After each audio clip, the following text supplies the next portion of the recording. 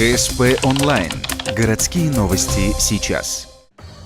Очередное заседание Горсовета прошло в администрации Ухты. На повестке дня 13 вопросов, но не успели начать их рассмотрение, как к списку прибавился еще один. Тему решили оставить на сладкое 14-м пунктом. Первые же 8 приняли без заслушивания. В этом перечне были незначительные темы, которые депутаты рассмотрели на своих постоянных комиссиях. Но вот 9-я в списке тема не оставила равнодушных. Вопрос о внесении изменений в правила землепользования из-за стройки Шудаяга стал ребром.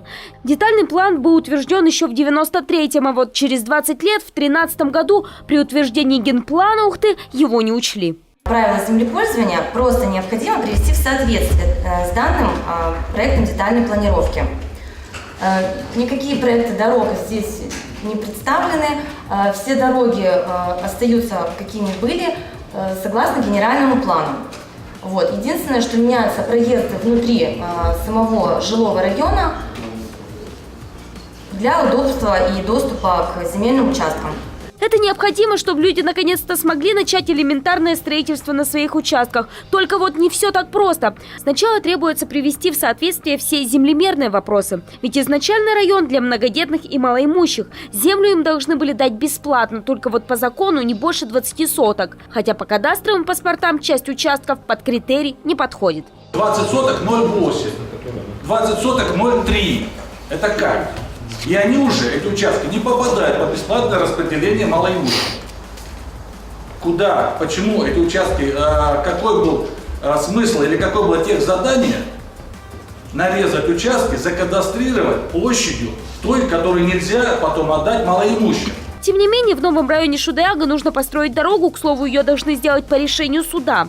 Как выйти из ситуации, пока непонятно. Депутаты не дали зеленый свет для изменения в правила землепользования. Решение по этому вопросу принято на заседании не было в очередной раз. Впрочем, как и о проведении публичных слушаний. О чем они будут конкретно, депутаты не говорили, но реагировали бурно.